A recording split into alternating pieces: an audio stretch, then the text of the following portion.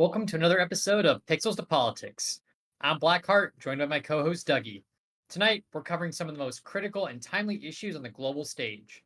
Stay tuned for a packed and insightful episode. Dougie, how's it going today? Pretty good. Not a bad vacation day here. We're having Memorial Day. How are you? Doing good, enjoying the day off. Yeah. I'm ready to do a little bit of world hopping with news, though. I know it's been a little while, so I'm excited to see and kind of cover all these different topics that have accumulated over the last few weeks. Yep. Um, world keeps on going. Thankfully, we're all still here. It hasn't blown up yet. Oh, that's nice. Uh, Yeah, that's plus. mm-hmm. Oh, love to start over in Europe. Our nice, very active continent. Um, Yeah, what do you want to cover first? What about Europe? What you wanted to cover some of the protests or you know? well, we had Russia kind of bait everybody into thinking they were going to uh, attack Ukraine from the north, at least on a larger scale than they did, and draw some attention, and that kind of got some news. Um, Looks like that kind of got plugged a little bit, but I think I was just thinking this week how we don't see as much news anymore about stuff like that. I mean, a year ago that Mhm. would have been probably front page, and now it's just like, oh well, Russia's doing their thing. Ukraine's fighting back. Sounds about right. Yeah, why do you think that is? Do you think it's just like war fatigue, or because there's not enough good news for Ukraine, or what? I mean, I think those things play a role, but I blame us as just people who need constant stimulation, so we just don't care anymore. It's not. Uh, we don't want it. We don't scream for it anymore. We want something new. Where's the next hot zone? What's the next big event? We already heard about Ukraine, Russia. Tell us the next thing, please. Um, I think if there was enough demand for it, I think we would see it, even if that stuff was being pushed down for whatever reason, or there just wasn't enough coverage. I think it's just us. Like we just don't care anymore. To be fair, we have sat around and listened to it for 2 years now, so I think one of the big things is that the war more or less has been pretty static. There haven't been like massive shifts in the lines. I mean, Russia pushed in a little bit. They took that like eastern, defensive spot, and they moved a little bit in the south, and they did this, fake from the north, and but it hasn't really been like, it's not like one side's been routed over the other. It's not like any major cities are under siege right now. It's just like waiting for Western weapons to show up to Ukraine and waiting for extra troops to be mobilized from Russia. yeah. I mean, wash, rinse, repeat. Hmm. Um, so I don't know. It's like I think I mean we're in the summer, so like this is like the time of year where fighting should be pretty fierce. But I mean, there's only so much you can do without like really over pushing yourself. Ukraine's had so long to turn their territory into a defensive, you know, one big fort full of people. And I know one of the big things that I've seen in the news for Ukraine, aside from the Western aid, is that they are changing the draft laws to increase the amount of people that have to serve. I know that's been, you know, pretty big for them, or at least in their news. Just everybody's going to be a fighter. It's kind of like what the slogan is, right? That's not what the law actually is, but at the same time, when you're faced with total frickin' annihilation, it is kind of an all hands on deck situation. For sure. I know I mean, every single time they've activated the draft or expanded it, there's been some pushback for obvious reasons, but that's just that's what you do in a time of war. As a country, you tend to bring in your male population to fight the war for you. Um, but yeah, the biggest news I suppose would be the Western supply increase. I know they were saying it's been quite a while since they haven't had to worry about rockets or artillery supplies, and they could actually keep them firing. So it's very interesting how much, and we said Western, but really it seemed to rely a lot on the U.S. I hate to have us take credit, but it really we wouldn't hear so much crying from them if it really it wasn't a big deal that they just sit around and kind of wait for us to clear supplies. Um, I know what we also saw a lot of was some of the leaders in Europe finally give permission to the Ukrainians, or at least suggest they were giving permission to the Ukrainians that they were allowed to attack within Russian territory. And for those who don't know, they behind the scenes they haven't been allowed to go in officially. They haven't been allowed to go in. That's the word. And the things that they could strike was selective. Um, and it looks like now a lot of European leaders, or quite a few of the big ones, have come out and said, "Hey, you can use our missiles to attack within Russia. We're clearing that now." And obviously, they didn't want it to escalate. Um, there was also talk about Ukraine is finally attacking the oil refineries in Russia, which is obviously where they make a lot of their money. That's kind of a big deal that's getting cleared now. I know the rumor mill was that we didn't want that to happen because it would increase oil prices and gas prices and blah blah blah blah, blah usual noise. But I do think it's interesting how we've shackled them from accomplishing the goal that we kind of want them to accomplish. And the shackles are slowly coming off. Um, yeah, what do you think about that? What do you think about shackling our ally from uh, beating up on their opponent? I mean, if we're the one controlling the purse strings, it makes sense that we'd perhaps attach some conditions to what they could use the equipment we're providing them on, Hmm. especially when you're afraid of escalation, because you know, surprise, believe it or not, we have like 2 miles of separation from Russia. Yeah. Bering Strait's not that big. Mm. Russia's closer than a lot of people think. Uh, so I think it makes sense that from a from an allied perspective, you'd be like, hey, like yeah, we want to. I mean, that's why NATO's not getting involved, right? They're not getting involved Well. because they're afraid of escalation. They don't want Russia to resort to nuclear weapons, or they want basically Russia to take the easy way out, which is giving them off ramps to be like, hey, we achieved what we wanted. We're ready to negotiate, and whatever. Um, but try to fit that into the kind of the worldview. And it's not just the United States that's been that way. The other big one has been like the UK and France. Hmm. Although I know the UK specifically has basically said, "Hey, you can use our weapons now, our missiles that we're providing you in order to strike targets in Russia," which is a pretty big increase in terms of like managing risk.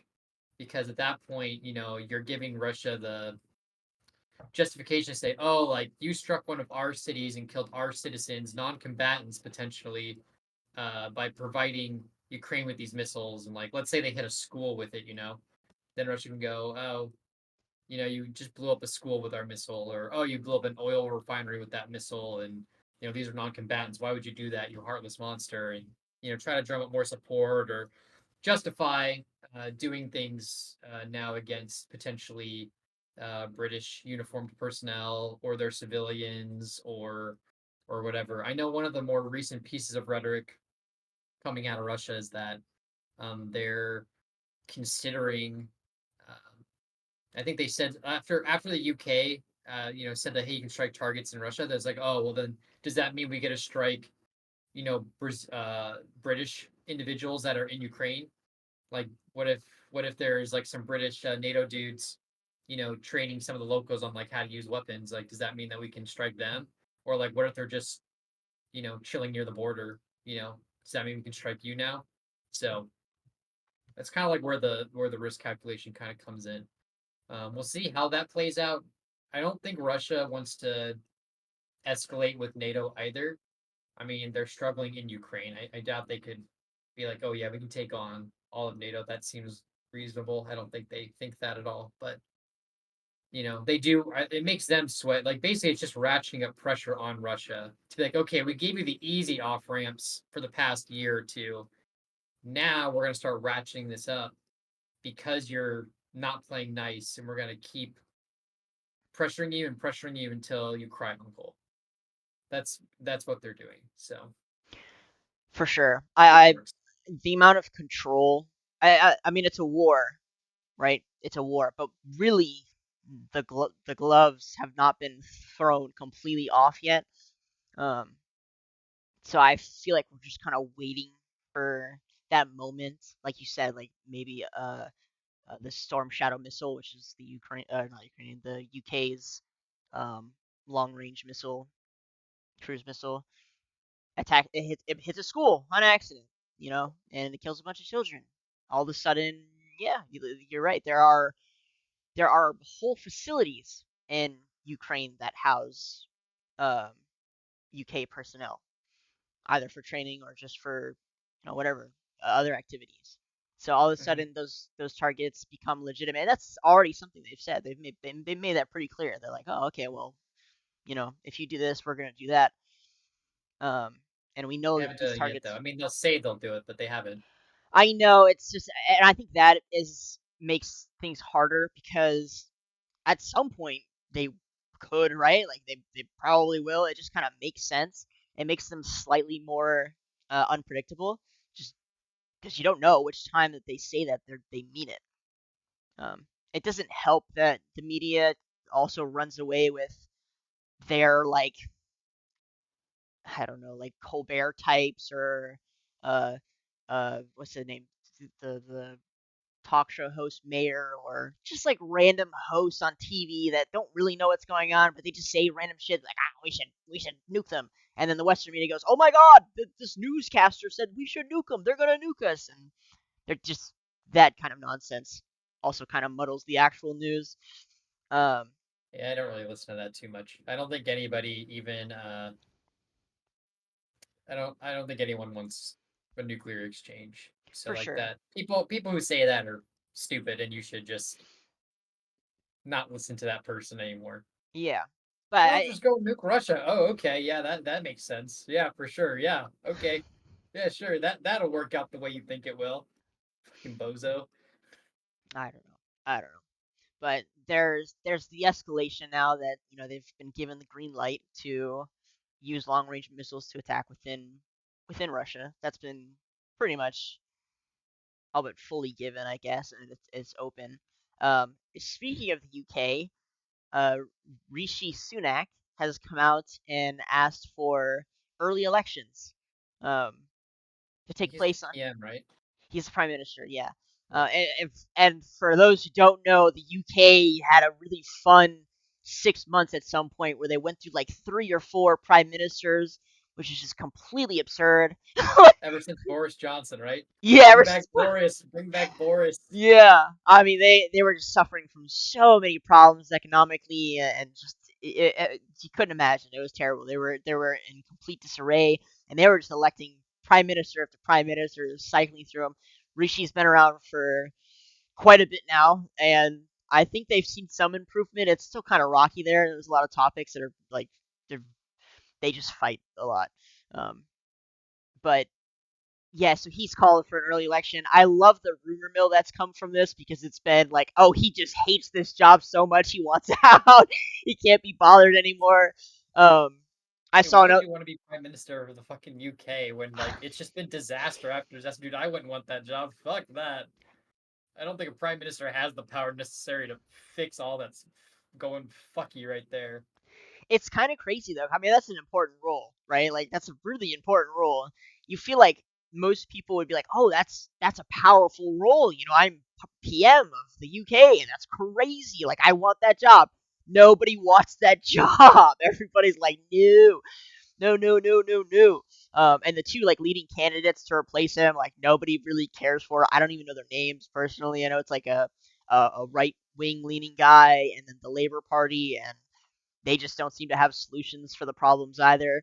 So I know there was another rumor going around that the reason he wanted out was because uh, they were worried the war was going to escalate quite a bit.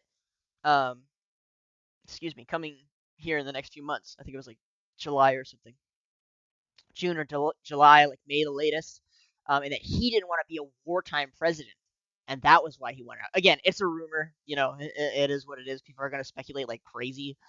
Um, but I don't know. I think it's funny that here's a role that you would think is coveted. Like the equivalence of being president of the United States, but of the UK, and people are just like, yeah, no, I'll pass. That's not something I want to deal with. Sorry. Well, I think being PM may even be like way more toxic than being president of the United States because at least president of the United States, right? Like let's say you're Joe Biden and midterm elections come along, then all of a sudden the House and the Senate are both Republican owned. Mm, Like they can impeach you or whatever, but like, if they don't pass any of the bills you want or do anything that you want and they're just doing their own shit and you're, vetoing all the stuff that they're proposing, it's like whatever. They don't really have a grounds to remove you or whatever. You're just gonna be a lame duck. Whereas like in the UK, it's like if you have to build coalitions, right? Because they yeah. run off of plurality elections, not majority. And so you end up having like all these different parties that, you know, kind of band together and sometimes they don't and sometimes they do work together but sometimes they don't and then like when they stop working together the PM can't do anything and that's when you have to go, well, guess my time here is done. Like, let's go ahead and do re-elections because like we're all basically just ineffective and we have Yeah. to find a new way to go.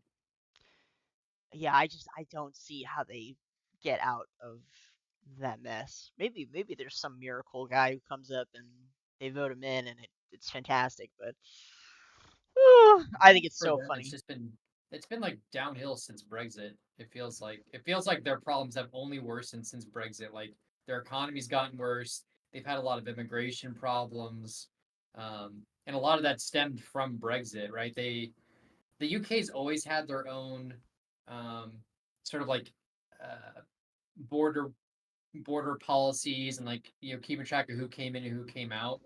But I think it became a bit harder for them, a bit harder than they realized when they left the EU. Because the EU, I don't know if you know this, Dougie, but do you know what the Schengen arrangement is? No.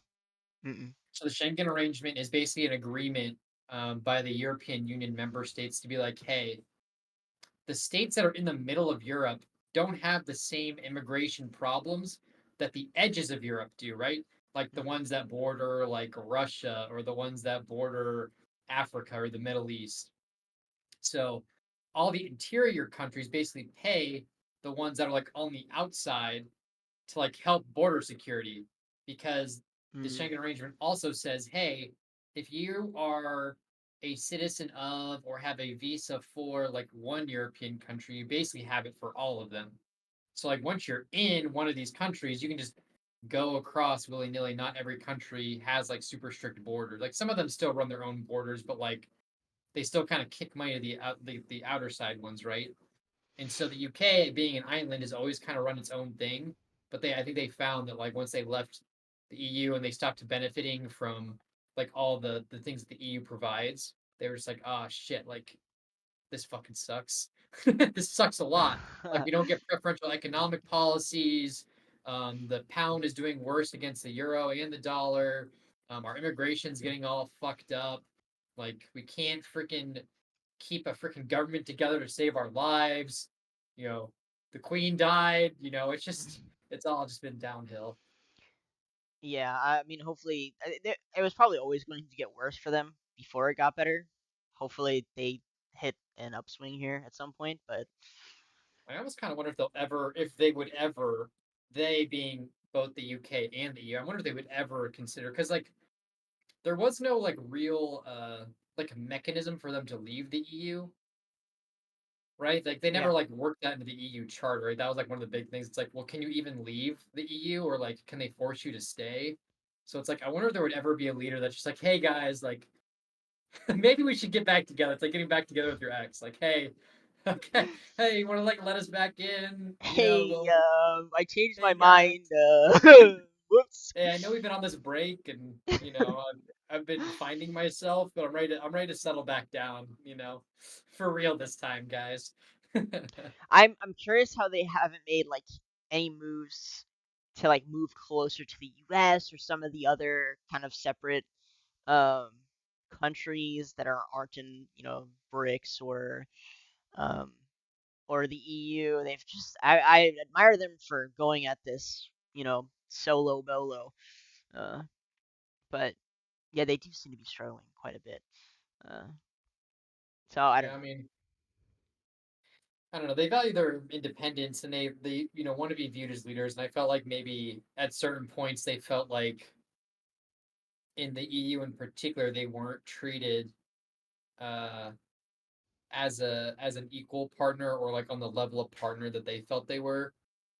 Like they didn't like certain things that like Germany was pushing and how countries are getting behind them, and they're like, screw you guys, I'm going home. I'm gonna Yeah. do my own thing. But whereas with like NATO, I feel like they feel a lot more comfortable with their role in NATO.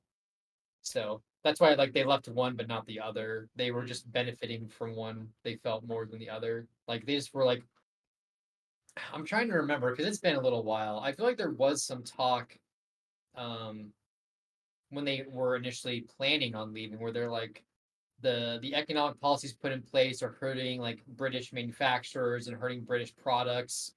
Um, these are meant for countries that aren't us or provide different things. And then I think there was I think they also made an argument of like, oh, well, like our immigration is going to be better too because the EU is like letting people in that we shouldn't be letting in. But in reality, the EU is also keeping a lot of people out and helping kind of shoulder that burden. I think they kind of underestimated what they were benefiting from and then overestimating like what they could make up for on their own. mm. So there's a little bit of here, a little bit of there, and it's just been messy ever since. Hopefully they find their way. I know they've played a really big role in terms of being vocal against Russia and kind of leading the way a bit there when it comes to weapons. I mean, obviously, hand in hand with the U.S. Um, so it's been interesting watching them not really back down or be completely scared of some of the threats that come out, and kind of been very forward leaning in that area, and how much, even though they're outside the EU now, they still have quite a bit of uh, influence over the other leaders' decisions.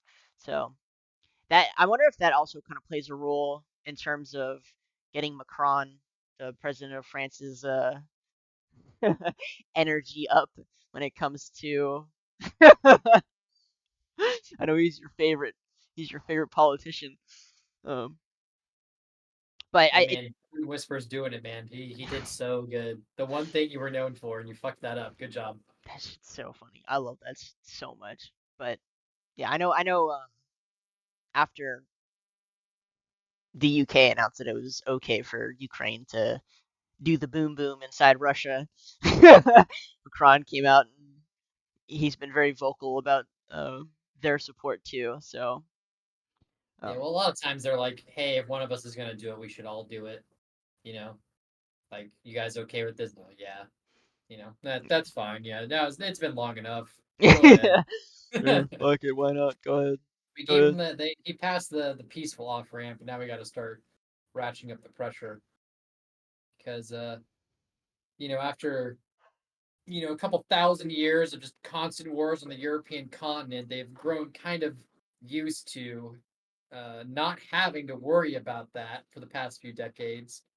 So I think they're right to be worried that if they let Russia bully their way around again, then it's just gonna return to status quo of like you have countries that go, oh, like maybe the EU/NATO aren't what we thought they were. They were supposed to have deterred this conflict, and you know they didn't. So now maybe we need to maybe consider our role in the world and think about how we go about our business now. So we'll Ye- see. We'll for see. sure. I think the UK can turn things around for sure. It's just I don't know how that's going to happen though. It's going to look really weird, and Well, it probably depends on how this election goes, right? Like if let's say the far right sweeps the freaking elections or whatever, then like I don't know, like you're gonna see a pretty freaking different Britain than if like the far left wins, or like the Labour Party or whatever the fuck they're called. yeah. So I don't know. So a lot of elections this year for democratic countries, and I know the big thing right now is uh, people are kind of wondering how many of them are going to swing either far right or far left. Um, so this could be a nice little indicator as to where things will go. But Yeah. actually, on the UK kind of economic front, one of the things that I think they've been able to take advantage of outside the EU is the amount of AI companies that have developed um, since the AI boom. Because EU, they you kind of had to wait for them to implement their structure for getting a license. You need a license in EU as a company to create most AI products, minus like a few of them. Um, and obviously in the UK, they're not EU. As far as I know, they don't have a licensing structure at all. You can just kind of, it's like similar to the US where you can do whatever the fuck you want mostly. Um, so I know quite a few big AI companies have popped up in the UK, and I think they've almost outright are competing in numbers anyway, right against the EU. And obviously, the EU, the amount of AI companies they have will spike now that they've got that um, those laws in place and the structure for opening a company. But I thought that was interesting. Um, so yeah, hopefully they recover. I think the AI shakeup gives everyone a chance. But yeah, Yeah. that's the The only, EU. well, I actually think there's one more thing we can talk about the EU, and it's actually the way they're kind of they've been brushing up against China recently. There was a incident, I think it was a month or two ago, where basically there's like a big Chinese car company, I think electric car company, uh, that the EU actually like raided. Like they raided the headquarters in Europe. I can't remember which country it was in, but they like went through and basically were like, "All right, you're handing us all your files and stuff right now because we have strong reason to believe that you are breaking EU law." And Mm, China got super pissed about it, understandably, right? Because it's one of their companies and honor's a big thing for them. They're like, "Well, what are you guys doing?" But basically, the accusation was like, "Hey, so EU is like a we operate in the free market. You're not allowed to undercut our own companies by like subsidizing them." So what China was mm, allegedly doing was like back in Beijing, kicking these companies, millions of dollars so that they could lower prices in the EU market so that they could like undercut the European manufacturers and uh, sell more vehicles that way. Which, well, I'll let you be the judge on whether that's real or not. But I'm just going to say that they wouldn't have raided it. They didn't have a lot of evidence for it. So well, I mean, it China. was a pretty big incident. And it was right There's before President Xi like was supposed to come and visit. oh, Like he oh, was supposed to have a couple of diplomatic visits, and yeah, surprise. the EU has taken kind of a staunchier stance against China, and I mean, China's known for breaking international law when it comes to trade. I mean, other stuff too, but when it comes to trade, they're known for uh, really bad practices, intellectual theft. So Oh I no, mean, not international law. Oh no, man, what are they gonna do? Like get sued by the word of like doesn't exist or what? it exists. It just it's not very effective. Um, Yeah, maybe this is a good segue into the whole like Israel thing because speaking of international law, International Court of Justice is like, hey, Israel, you need to stop, cease and desist your offensive in Rafah, and Israel's kind of told them no, and kept doing what they were doing anyway. So yeah, well, really weird. Like the ICJ isn't like showing up at their doorsteps arresting people, and just really weird. It's almost like you can just ignore the UN again and do whatever the fuck you want. Really weird. yeah. Um, it's not that surprising at all. I'm not surprised that the ICC was like, hey, you're under arrest, and I'm not surprised that Israel was like, yeah, go fuck yourself. Like, we're gonna do what we want. Neither of these things are surprising.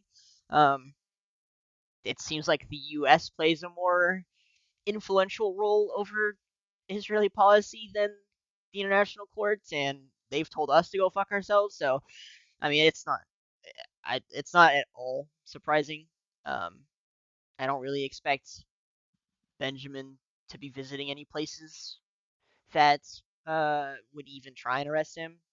Putin's kind of got the same problem, right? Where they issued a warrant for his arrest, and he's been somewhat locked within Russia. I think he said visitors. I don't think he's left since then. If he has, it's been to like smaller countries. But And the ones that say like, "Hey, we're not going to arrest you." yeah, exactly. Um, The law only matters if you can enforce it. And Yeah. well, Is it worrisome we see a degradation? I mean, I know the UN has kind of been very loosely I held feel like the UN's together. been dog shit pretty much since the Korean War.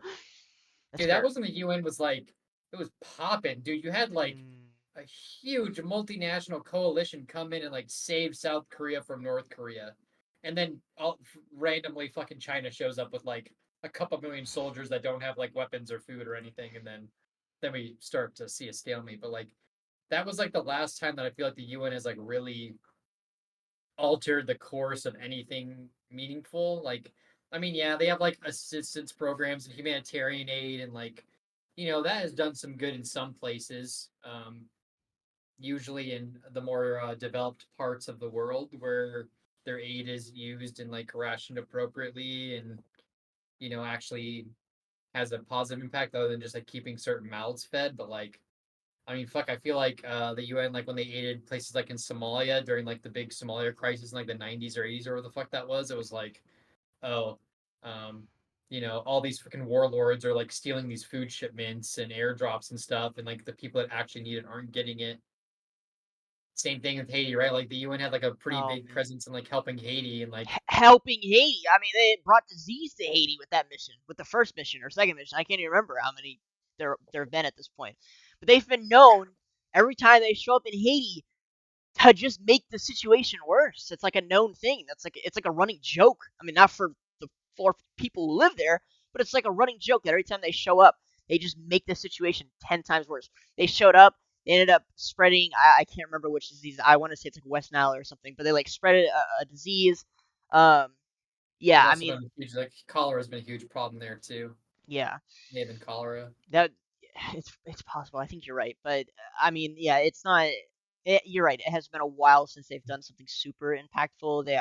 In terms of, um, well, mostly military means, they've been able to like put some stuff on pause, but they don't have a standing army of their own, and it's mostly donated troops from other militaries. And a lot of the world right now is becoming very divided and opinionated.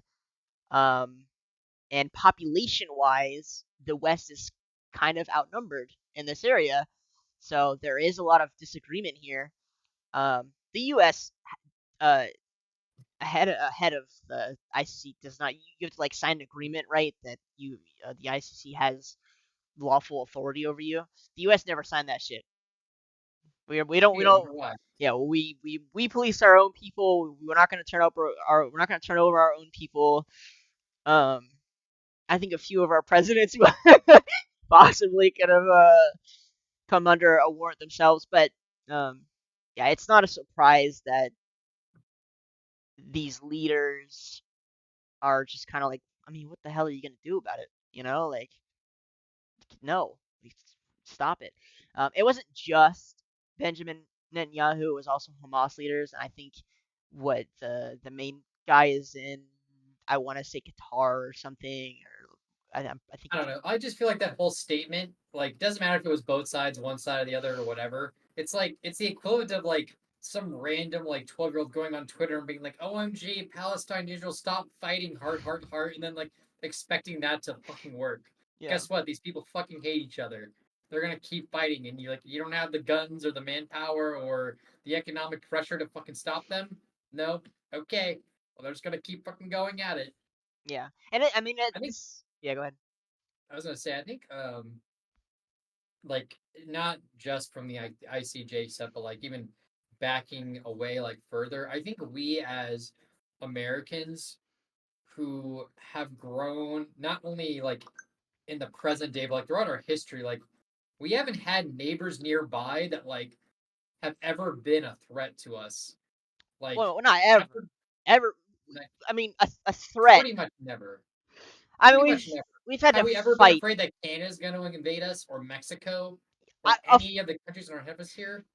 afraid, maybe. I mean, we put plans in place, right? We've gone to war with Mexico, I think, twice, We've right? gone Like, to war with them, but like we've never lived in a state where like we have had our survival, like oh yeah, unless we for fought sure. ourselves in the fucking Civil War, right? Yeah, Like maybe the War of 1812, maybe like our capital got sacked, like whatever. Good job, Brits, you fucking did it. But like we've never been afraid like, oh, like we're gonna wake up tomorrow and Canada's gonna like come kill us on our sleep, or Mexico's gonna come kill us Yeah. on our sleep, or No, you're right. Brazil's You're coming right. to kill us on our sleep. Yes. Even like in the Cold War where we had, the threat of like nuclear annihilation with Russia, like you and I were kind of talking about the other day, it always felt like Russia was like way away from us, right? Because like they're 2 miles away from Alaska, which like Hmm. is not continental United States, and still like we always kind of view as like the battleground is like Europe. But like we've never lived in a state where like we've been surrounded by people that have hated us and like wanted to kill us for like one reason or another. Other parts of the world have not had that luxury throughout like their entire history. Never. China's always been surrounded by people that wanted to kill them. Korea, Russia, Japan, all of Europe, all of Africa, all all the of Middle East, Europe. like they've grown up near people that like have killed them or tried to kill them or they wanted to kill pretty much forever. So Yeah. like I think when we see these conflicts happen, like, oh, like why are they fighting against like this is just take number 500 of the same war that's been going on since like the beginning of freaking time. And it's just gonna keep going. Like we don't have that context. We don't have that history. Like fuck, even the few people that we have fought, like the first, we got our independence from Britain, fought another war with them like a few years later. It was just like we got over that pretty fucking fast, right? Because there Yeah. wasn't that like thousands of years of freaking hatred between it. It was like, hey, let's go ahead and put that aside for now, like let's go ahead and be friends, go fight someone else. There's another big problem. So I feel Yeah. like that has like shaped our perception of conflicts and like it's just I think that's something that people maybe need to be more aware of is that you know, yeah, like war is bad and like I think everyone would rather be at peace than at war, but like the level of necessity or the level of fear that you have depending on the situation of those around you uh, is a very present factor everywhere else in the world except for us and to some extent Canada, right? Europe. I'm sure Canada at this point And is I mean, accepted. yeah, well, I mean, like Canada's not afraid that we're gonna come and invade them tomorrow. Like maybe they're afraid that like we're gonna like implode and I don't even think they're afraid of that. I mean, they meme about it and stuff, like we're their rowdy southern neighbor or whatever. But it's not like they're afraid that we're going to come and invade them. Mexico doesn't think we're going to come and invade them. Like we've established a world order in our hemisphere that's pretty much like, hey, as long as you guys don't mess with us, like we're not going to come conquer you. Like we're not about that. Yeah. You know, like let's work together. As long as we have these free trade agreements and we have defensive alignments and all this other stuff. Like we'll play nice and you don't have to be afraid of fighting us, right? Like, dude, if we were like, let's say like us in Canada were like, Hamas and Israel or like Korea and China or like Vietnam and China or whoever the fuck, dude, like we'd be fucking like fighting each other constantly and like Canada would be like, oh shit, like we can't just like let America freaking like run the show here. Like we have to build up our military or come up with like some weapon or do something. But like just because we're cool with each other, like like we'll focus on other things. We'll invest more in schools or education or whatever. It's not like they have like forts along the southern border or like some other crazy shit. Like it's just so different. Like the way that we are allowed to like basically exist here and like not be afraid to, you know, fight some random war of survival is like way different. Like the survival instinct, I think, is just what we don't feel, which is why it feels so different when we are attacked. We do face an existential threat. That's why 9/11 is like one of the defining or is the defining moment of like our generation, right? Like the post 9/11 era Yeah. like changed so much. Like we went way to the right in terms of like I don't want to say like authoritarianism, but like basically Well, security state because we yeah. were like, oh, like this attack could have been prevented. It wasn't. We don't like what happened. Like, let's go ahead and like take measures to prevent these sort of attacks in the future. That's why like people who like, especially like the super young generations who didn't like live through 9/11 and like, you know, uh, I was just gonna say, it just people were like really riled up. Same thing with after Pearl Harbor, right? Like Yeah. basically woke up the American giant. Like that survival instinct is still there. We just never have to activate it, No, and that's yeah. that's what happens. And basically, other countries, like other places in the world, live in that constant state of survival instinct. That's why it seems so different. For sure. No, I agree. I think we we lack that insight, that mentality, and it, I don't know if it's good or bad. It's just different, and it always. I think I think it's a good thing. Like basically the American ideal world or the ideal world that like our leaders have set out is one where like we are able to work out our problems peacefully and not have to just bully each other or engage in war. Right? We assure our allies, hey, we're not going to come and like invade you. You're okay to like invest in economic stuff. We're going to do the same thing. And even more than that, like we'll lean on each other for collective defense. You can come under our nuclear umbrella. We'll put bases in your country. Dude, as much flack as some people give the United States for having bases all over the world, the countries that host those bases are so fucking thankful. Yeah. Like even if their populations aren't, their leaders are, because it's like having American boots on the ground and like having the nuclear umbrella covering them makes them feel so much safer, so they can invest in other shit and not just have to be mega militarized all the fucking time. Like the American world order is like a very very peaceful one, whereas like let's say the Cold War blows a different way and like America's the one that collapses and not Russia, dude, Russia won't give a fuck. Like Yeah. you're gonna basically be like, if that's a dog or eat dog world right there. Like you better have a good military there, or like your neighbors are gonna come after you because you're all fighting over scraps at that point. Yeah. Whereas like, you have like the Monroe Doctrine, not the Monroe Doctrine, Marshall Plan. The Marshall Plan, like rebuilding Europe and stuff, right? Yeah. Or like all the free trade agreements that we push and all these Sure. other things. Like we give people an incentive to like, hey, like if we're all peaceful, we all benefit from it. And like, of course, not everyone agrees with that sort of worldview, right? For one reason or another. But like that's the ideal American worldview. And I think ideally, like if that system won out, it would be pretty awesome because like I mean, in the American utopia, like there is no more fighting. Like really, it just kind of is, and it's not like this whole like we conquered everyone, we're marching around. It's like the ideal American world order is that we have a bunch of different countries all doing their own shit, but like we've all kind of agreed, like, yeah, it's just not Globalization. worth fighting. Globalization. I mean, we saw that's what it is. The Yeah, globalization, the increase in international trade. The U.S. just wants to make money. It doesn't give a fuck.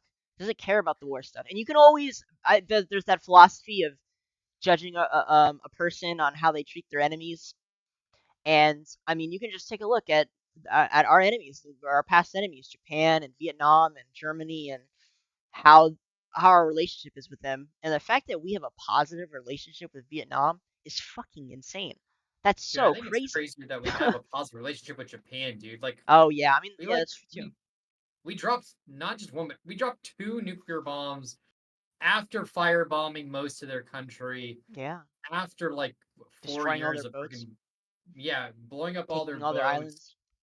Yeah, it's just like that's brutal. Like the fact that like we are able to have a good relationship with them at all, like it's like the meme, right? Like where we freaking glaze each other in like our multimedia, right? Like Japan's almost always viewed positively in like any sort of like Hollywood production or like cartoon or whatever, and likewise, America's usually positively portrayed in like Japanese anime and shows and things of Yeah, that nature.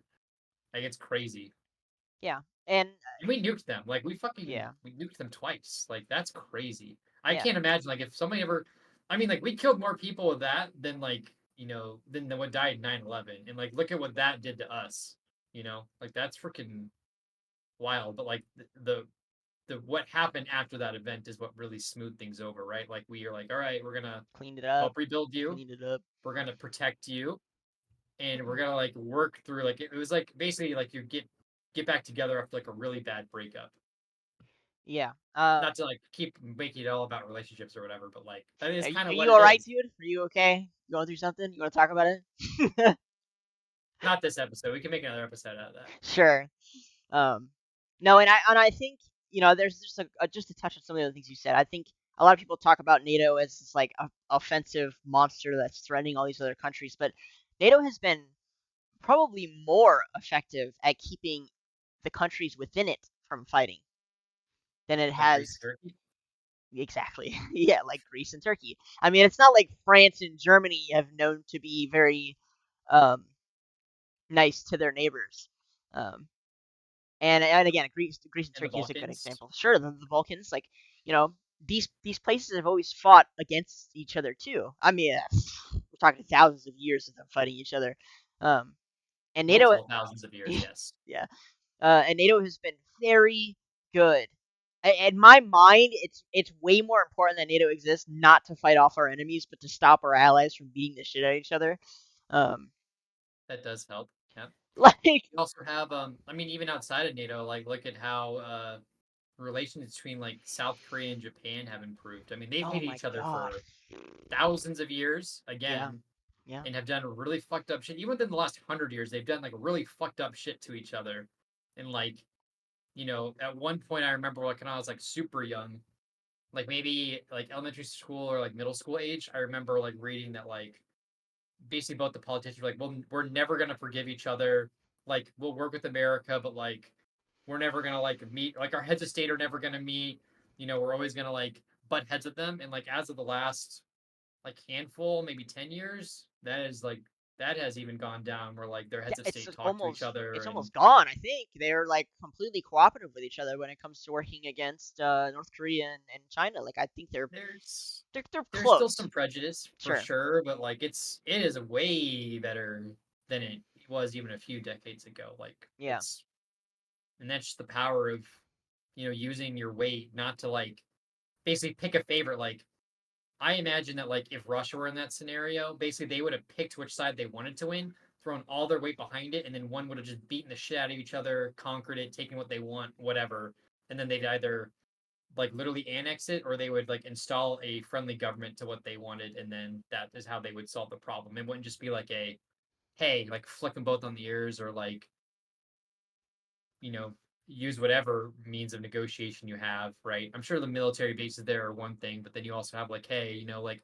look at how much you have to like, gain by working together, or like, hey, there's a common enemy over here. Like, why don't you guys focus your anger there and not on each other? Or like, how about we get over some of these like really fucked up things you both have done to each other? Yeah. Just find a way to move on. Like our perspective on that is like so foreign to the rest of the world that it takes them a little while to get over it. Again, because we don't have that history of like all the terrible things. Like America is such a newborn infant baby country compared to like a lot of these other places.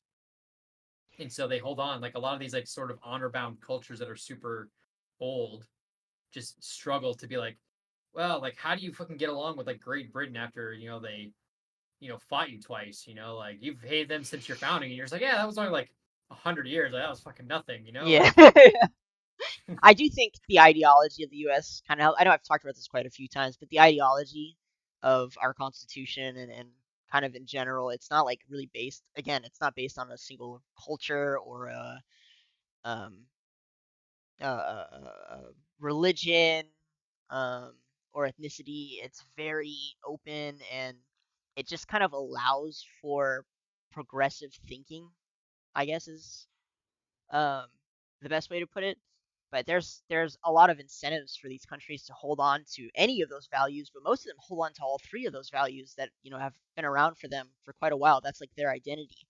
It's very important that those things remain in existence, and I think the U.S. is it's changed that quite a bit, where it's like, look, that's not really a good way to move forward. Like holding on to those values is just going to end up holding you back, and it's better to be a little more open um, to change and to kind of invest in equality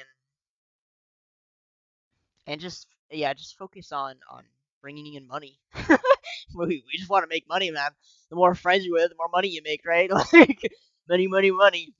But I do think that that thinking it allows for um your priorities to shift because again, it's not about preserving your ethnic origin or your religious origin or even your uh, territorial origin. It's about just making money, man. And it kind of keeps you in that progressive adaptive mode. It's not flawless, obviously, but it does come. It comes as a surprise to us when other countries make decisions that hurt their wallet more, right? When we see these things happen, we're like, we don't. Why are they doing that? It doesn't make any sense. You're killing your own countries economically. It doesn't make any. It's illogical. Why are you doing that? We don't get it, and we sometimes see their actions as surprising. But for them, it's based in one of those, those three topics. It's not based in our currency logic, our money making logic. It doesn't make any. Um, so the other thing too is you can kind of tell how many people prefer our system. I don't mean like more or less, but in general, how many people prefer the current. Well, it's kind of dying down because of all the divide, but the globalization and just being friendly and everyone being cool, and yeah, you pursue your economic needs and we'll pursue ours and it'll be great. But we've seen that spread of countries trying to join the EU, and a lot of those countries have tried the Eastern way, the Russian and Chinese way, and it doesn't work for them. It's worked for some, but it doesn't work for most of them, and they want in on the EU. I mean, it's not. I really don't think it's that hard to see why one side is um, viewed more positively than the other, at least within our sphere of influence. It goes really far.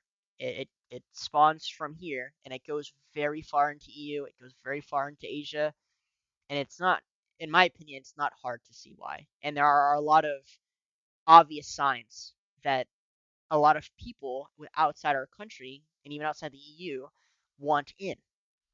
It's just as simple as that. Oh, Yeah, I know we went off on a bit of a tangent there, but yeah. yeah, that was that was a trip. All right, maybe we should get back to some actual like events that are going on. We Mm. kind of lightly touched on Israel and the Gaza stuff with Hamas. We talked about Europe. Oh, there was Talked a little bit about China with the sort of manipulation and stuff. I know China's also been holding a lot of like really intense drills like all around Taiwan, basically punishing them for their elections, right? Because another non-Chinese glazing government gets elected in Taiwan. Surprise, surprise! And they're I like, don't I oh, we're don't gonna start I hate it when you drilling all say around you. glazing. Stop saying glazing. I don't like that word, man. I'm just saying Glazing. that's what they're doing. That's what they're doing. Ugh. They're Sounds glazing them with gross. compliments. What do you mean? Ugh. No, I think what the president had come out and said something about China. He had won, and oh, it was the inauguration happened, and his speech I think said some very offensive things to China, and China responded Their with. existence is offensive to China. So like, what are you gonna do? I mean, yeah, it's not that surprising, and so they held their military drills. They surrounded the island once more and did their thing, and then they left. And then the U.S. immediately sent a delegation and increased arms sales. So I Same shit, different day. Yep. Yeah, nothing's really changed, huh? No. Kind of just the same. Oh. I again the like rumor mill immediately spawns more stories about how China plans on invading here in the summer, and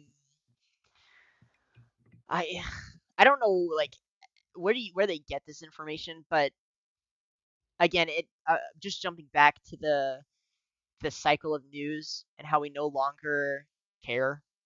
Again, it was the last time this happened. It was a big deal. Everyone was like, "What's gonna happen next?" Everyone was It was a watching. slow news time that time. I don't know. There's been so much on fire recently that like it's hard to keep track of everything. You Yeah, like got freaking like the Houthis blowing up like merchant vessels. You got Israel and Hamas. You have Ukraine and Russia. You have China and Taiwan. It's just like okay, and then you have like everything in between on top of that, right? Like the economy and American elections and British elections and Argentinian elections and all this other crap going on. It's just like just information overload. They try to find whatever is most popular at the moment and try to push it for clicks or whatever. So yeah, you think it's more just a slow news day?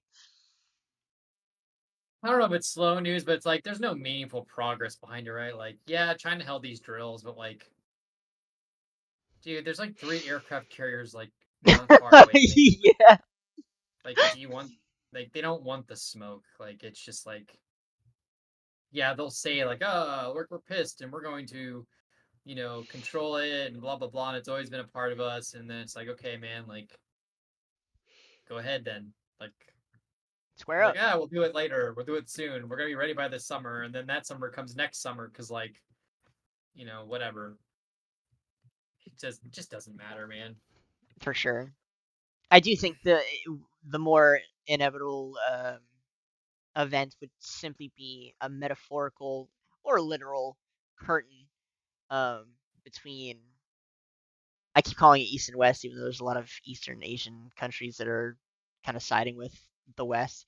Um, but it just seems like there's a huge division economically between us and them. Um, Oddly enough, we are very reliant on one another. But I think that economic entanglement may lessen over time, and then maybe when it's yeah.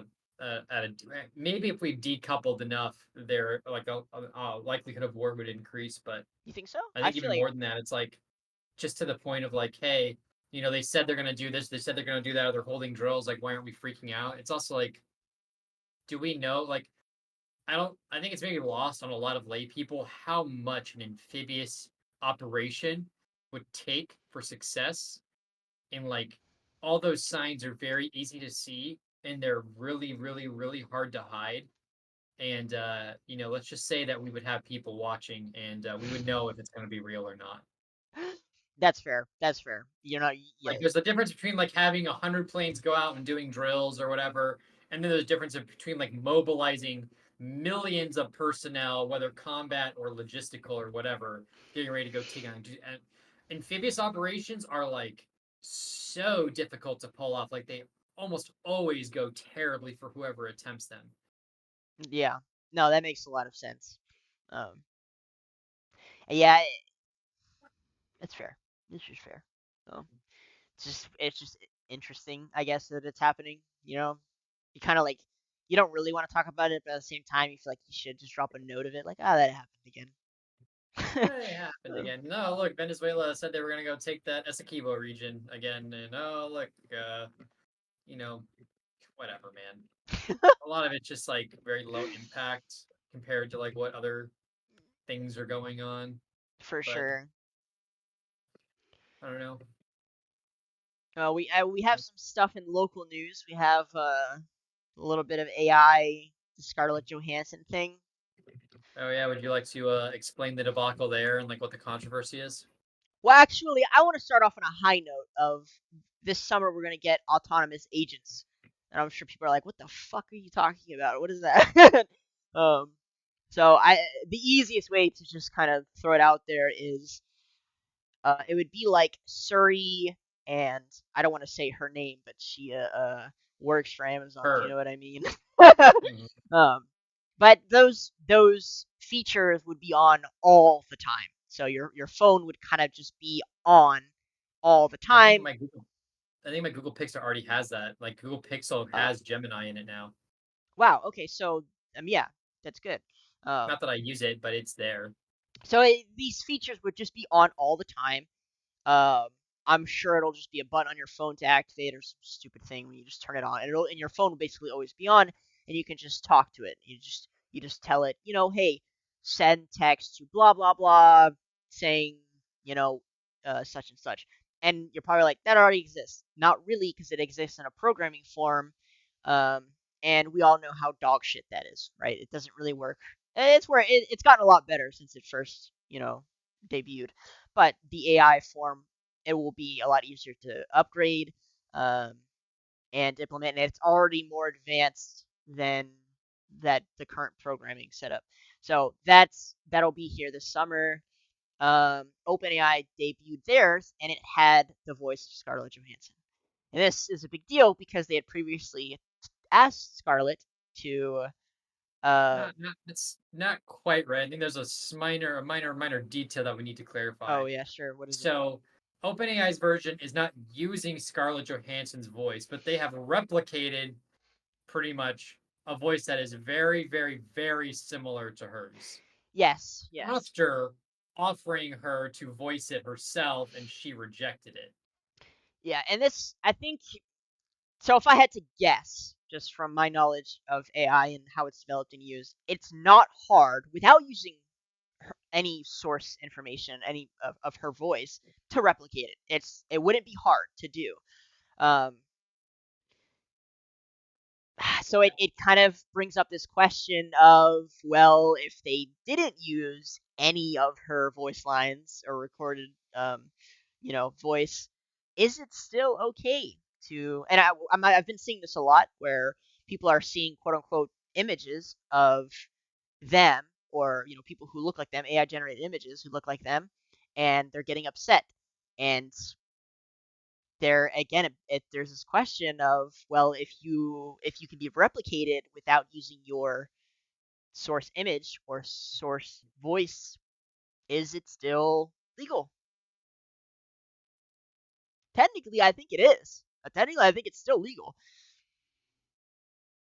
Yeah, I mean, it may be legal now, but there may be additional laws, something put in place to consider, right? Because like if they, I think it's kind of like you said, right? Like if they used her voice samples to make that voice, and like I think she has an argument of like, Sure, easy. you've used my likeness to profit and blah blah blah and all this other stuff. But again, like none of the marketing says that Scarlett Johansson just happens to sound like her and the role that she played in that movie, right? Of her. Yeah, yeah, That's why they call it her. It's supposed to be a reference to that. But if they, because really a voice is just like a collection of like pitches and notes that your vocal cords make, right? Like it's like saying like a violin makes a certain it's sound, right? just Because they have certain strings and yeah, you know make them go a certain way, and you take the bow and glide it across the strings in a certain way. Like that's just what a violin sounds like. It's different than a cello, which is different than a viola, which is different than a guitar. But if they were able to just like make it all on their own, right? If they figured out like, oh, like the combination to make a voice like Scarlett Johansson's is just like a little bit of faith, a little bit of Lux, a little bit of pixie dust, then she probably doesn't have a case unless she argues that like that specific voice is made to be like her enough to basically it falls under her brand pretty much, like because you intentionally got close enough to my voice, like even if you made it entirely in house, the fact that you got so close to my voice intentionally means you're trying to profit off of my likeness. And I know that that is something that you were interested in because you offered me to voice it just straight up initially. yeah. She does have a I strong think, case, and I do think that's why they dropped it pretty quickly. Um, but in the future, I mean, obviously other companies are watching this. Maybe you don't ask. Maybe you just recreate without asking so that you don't run that risk, you know? well, it was also done when what was his name? Sam Hartman was in charge of OpenAI, right? Like he's the one that's like, "Hey, Scarlett Johansson, I want you to voice this," and he Yes. was the one Oh kind of yeah. working that. And then he obviously got into you know, his debacle, and then that kind of fell off the radar, and they went a different direction. So there's also that argument too, is that maybe the new leadership was like, nah, that was just Sam Hartman, that wasn't us. We're gonna.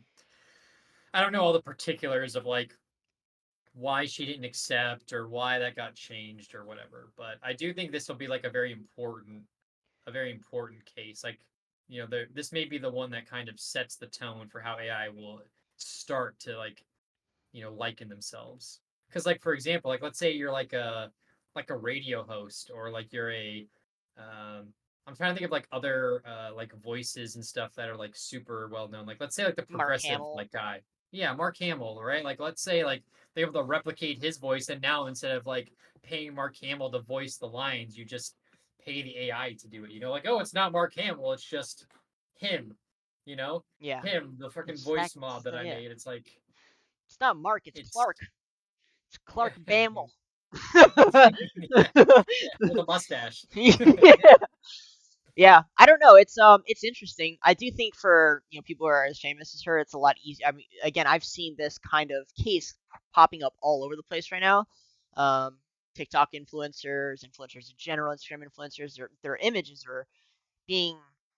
I mean, I don't know if it's being used, but they're finding that there are some images out there being used that are very close to their own, and they're like, "Whoa, wait a second." Um, but that's such a tough one. I've seen a lot of AI images, and I sit there and I think, wow, this looks like a family member or it looks like a friend. Like it's really scary how close it is. Um, and I think, well, I mean, we will see an increase of that type of stuff. I don't know. I do think this will set a precedent for that, where these companies are all watching and they're going to wait and see how much they can get away with in this area. Um, but yeah, another time where AI is kind of where it's a very important moment for our future as individuals, um, I think for artists, it's going to be so important, right? artists. Yeah. Because, you know, if you're a voice actor or voice actress, this is going to directly impact you. I It think just is. I actually think it plays a larger role across the board for Oh, individuals. yeah, for sure. But this particular case is for like voice actors and actresses. But yes, it'll play a role for like all sorts of artists. I mean, like freaking art artists Well, are already kind of I, competing I with like AI bots, right? yeah, I think it's I don't I think it's very easy to channel in on the use of AI when it comes to art and film, but it'll have more extensive uses per individual. It will always your AI, the one used by you, will be an extension of you in the computer world and maybe even the physical world eventually. And I think this will end up playing a much larger role in the future when it comes to the production of work based on you. I don't know how to explain what I mean. I can only tell you that I think this is going to play a much larger role than people realize. And I think the U.S.'s early adoption of a system that copyrights your likeness and gives you control over it was very important. It it'll serve as probably the foundation for our future going forward with this technology for quite a while. And it's unprecedented. We've never seen something like this before. Um, but I think it'll have repercussions throughout the next 50 years at least that we can't really see. But yeah, Yeah, we'll just have to see how it goes. Wait for and see sure. how things shake out. All right, anything else local you want to talk about? I mean, we're in election season, so there's always some fuckery going on with either the Trump case or people criticizing, certain policies of the current administration. Obviously, there's a lot of people who feel very frustrated again that we're getting a rematch that nobody asked for. I I I've kind of grown very fond of American politics because I feel like a lot of what happens here, it's so dramatized for television. It's so entertaining to us. Like it's not a big deal. Like in another country, if this was going on, it'd be everyone would be up in arms out in the street, like. But here we're just like, Trump's on TV again. Oh, Biden's on TV again doing something stupid, and it's just entertaining to watch. I fucking love how much of a TV show um, our government is. It's so fucking funny to me, and I think it's just like a testament to how I don't want to jinx it, but how impervious our system is. It's just so we just don't care. Like we're so laissez-faire about it. We just don't give a fuck. We just don't care. It's just like whatever, man. I do think the Well, shorter. Sorry, go ahead. sorry. I was gonna say, I think the reason though, it's not. I mean, to some extent, like yes, we don't care, but I think that's because no matter which administration is in power, like whether Trump or Biden wins, I think most. I mean, some people are gonna freak the fuck out if like one or the other wins, but then like the majority of us are like, it doesn't matter who is president. Like I still have certain liberties, freedoms, and other benefits of American society that are going to be available to me no matter what. Like it's not like Trump gets elected tomorrow and all of a sudden I don't have a job or I have to think that like some government agency is going to come knocking at my door and arresting me. And same thing with Biden, right? Like if Biden wins re-election, okay, my life is literally the same as it was tomorrow, or it was going to be tomorrow. And then like, oh, Trump wins, probably the same shit too. Except maybe I see some people like, threatening to go leave the country again, like they did last time, and then not actually leaving. Yeah, I also think the short presidential terms that we have kind of plays a role. In a lot of other countries, it's either they're either can run for more terms or it's a lot longer, usually double. 8-year term limits. So in the U.S., we're just kind of like, I'll just wait it the fuck out. It's only 4 more years. It's only 4 years. Whatever. Who gives a fuck? Um, So I think that also kind of plays a role where we just have such a high turnover rate compared to some other countries that it's just like it's kind of water off the duck's back. It's just who cares? Um, Gotta love American institutions, baby.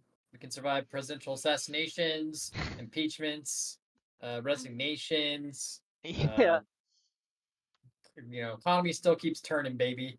yeah. Again, the focus on money. Hey, stay focused, America. Stay focused. Got to make that bread. Um, Get that bread for but sure. All no, right. but I think And, that's and everything for for me this week. all right. Well, are there any other partial topics or philosophies or worldviews you want to talk about, or is this? Do you think this is a good place to end? I think it's a good We place talked to about a end. lot. We We kind of did. got We off on covered a a lot. tangent, but yeah, Yeah, nice little update on the world news. Uh, it's been like 2 weeks, I think, 2 or 3 weeks. So that's good. yeah, awesome. Well, I think it's a good place to wrap up. So, as always, Dougie, thanks for joining me here today, and to all of our listeners, thank you for listening, and we will see you all next week. Yes. Bye. Goodbye.